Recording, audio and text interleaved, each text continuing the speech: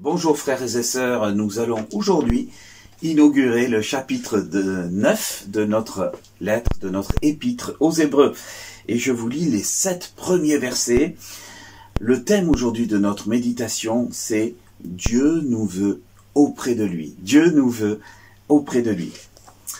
La première alliance avait aussi des ordonnances relatives au culte et le sanctuaire terrestre. Un tabernacle fut en effet construit. Dans la partie antérieure, appelée le lieu saint, était le chandelier, la table et les pains de proposition. Derrière le second voile se trouvait la partie du tabernacle appelée le Saint des Saints, renfermant l'autel d'or pour les parfums et l'arche de l'alliance entièrement recouverte d'or. Il y avait dans l'arche un vase d'or contenant la manne, la verge d'Aaron qui avait fleuri, et les tables de l'Alliance. Au-dessus de l'arche étaient les chérubins de la gloire, couvrant de leur ombre le propitiatoire. Ce n'est pas le moment de parler en détail là-dessus. Or, ces choses étant ainsi disposées, les sacrificateurs qui font le service entrent tout le temps dans la première partie du tabernacle. Et dans la seconde, le souverain sacrificateur seul entre une fois par an, non sans y apporter du sang qu'il offre pour lui-même et pour les péchés du peuple. Alors, dans le dernier chapitre, nous avons terminé en parlant de la meilleure alliance scellée par le sang de Christ. Mais l'auteur des Hébreux fait ici un bref retour en arrière et évoque les conditions de l'alliance précédente de Dieu avec son peuple. Tout d'abord, la loi donnée par Moïse à Dieu, nous avons ici les tablettes de la loi dans cette arche, traçait les conditions générales pour vivre en société. Et notamment, elle parlait du respect du prochain, de ses parents, de la vie humaine. Elle encourageait également l'adoration exclusive du Dieu avec lequel l'alliance a été signée et approuvée par tout le peuple. Ensuite, un cadre a été posé par toutes les instructions contenues dans le livre du Lévitique, ce livre qui explique comment le peuple de l'Alliance peut rencontrer Dieu. Ce livre du Lévitique montrait avec force de détail que la sainteté de Dieu est telle que l'homme ne peut rencontrer Dieu sans s'y préparer et sans qu'il y ait un rituel très complexe et très précis. Ce livre du Lévitique nous montre que le péché est le problème numéro 1 de l'homme et qu'il pollue constamment la relation entre l'homme et Dieu. Pour aider à ce rapprochement, Dieu a prévu la construction du tabernacle où il résiderait en étant au milieu de son peuple en permanence. Le tabernacle s'appelait également la tente de la rencontre. Le prêtre représentant du peuple devait permettre que le peuple rencontre Dieu dans les meilleures conditions possibles.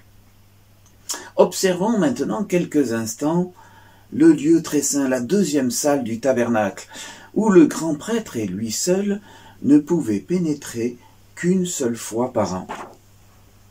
L'auteur des Hébreux nous parle tout d'abord de l'autel des parfums. Cet autel pose un problème aux exégètes, car cet autel se trouvait en principe de l'autre côté du voile, dans le lieu saint. Et il était utilisé de manière courante toute l'année par tous les prêtres. Plusieurs solutions ont été proposées, et l'une d'entre elles serait qu'il s'agisse en réalité d'un encensoir différent, plutôt que de l'autel, qui était très lourd et que le grand prêtre n'aurait pu porter seul de l'autre côté du voile. Mais pourquoi y avait-il cet autel? Pourquoi y avait-il ces parfums et cet encens?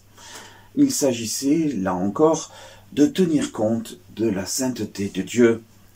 L'encens était censé cacher tout ou partie de l'arche aux yeux du prêtre. Nous avons vu précédemment que le prêtre était un simple homme, lui aussi, marqué par le péché. Le sacrifice offert n'était pas seulement pour le peuple, mais aussi pour ses propres péchés. Et d'ailleurs, la fin de notre texte nous l'indique également. L'encens était une protection pour ne pas regarder Dieu en face, car on ne peut voir Dieu sans mourir. Et l'encens était censé être aussi une bonne odeur pour calmer la colère de Dieu face au péché des hommes.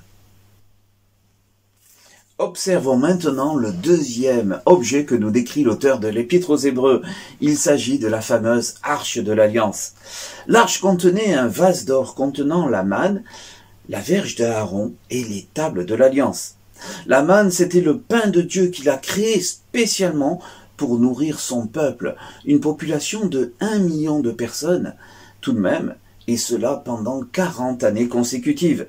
C'est à mon sens, même s'il s'agit de nourriture, un des plus grands miracles que Dieu a accompli, qui est décrit dans la Bible. Symbole de sa puissance créatrice, il a créé du pain sur de petits arbustes, et symbole aussi de sa compassion pour son peuple, peut-être préfigurant le corps du Christ, qui est notre nourriture, et le Christ qui, en s'offrant pour nous, nous a donné la vie éternelle. Quant aux tables de pierre de la loi, elles se surnomment également les tables de l'Alliance. Leur présence ici montre l'importance que Dieu met dans l'alliance qu'il a fait avec son peuple. Jamais il ne trahira son alliance ni ses promesses. Jamais il n'abandonnera le peuple qu'il s'est choisi et avec qui il a fait l'alliance. Ce coffre était fermé par un couvercle appelé propitiatoire. Le grand prêtre, lorsqu'il rentrait une fois par an, se retrouvait devant le coffre avec tous ses parfums qui faisaient une sorte de petit brouillard. Il portait avec lui le sang du sacrifice du grand pardon, le Yom Kippour. Il aspergeait le couvercle de ce sang. Le pécheur et les pécheurs que nous sommes méritons la mort lorsque nous nous trouvons devant le Dieu 3 fois saint. Seule la mort d'un animal et l'aspersion du sang pouvaient calmer la colère de Dieu et le rendre favorable au peuple. Notre Seigneur Jésus est parfois comparé à ce propitiatoire, car il a été le seul capable de calmer la colère de Dieu au bénéfice de tous les hommes repentants. Mais pour que cela soit possible, il a dû verser son sang pour nous. Dans ce lieu très saint du tabernacle, nous nous trouvons donc dans la présence d'un Dieu éclatant de puissance, de sainteté et de pureté.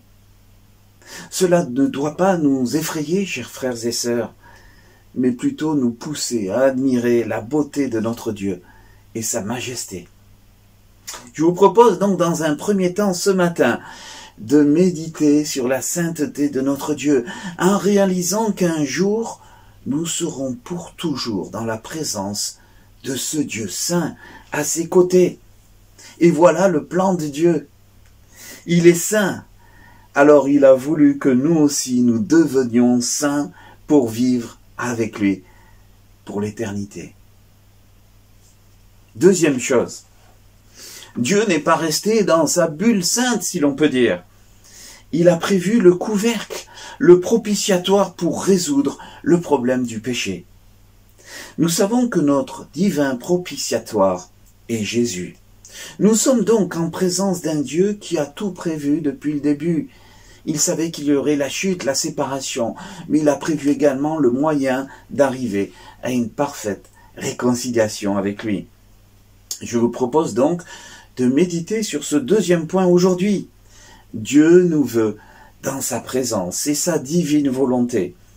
Même si nous sommes dans l'attente de recevoir un corps glorifié, nous pouvons déjà, en esprit et en vérité, profiter de la divine présence de Dieu, car Jésus, notre propitiatoire, a ôté le voile qui nous séparait du lieu très saint.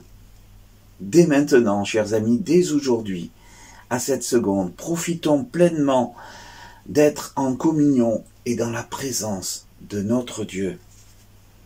Chers amis, je vous souhaite une très bonne journée dans la présence de votre Dieu.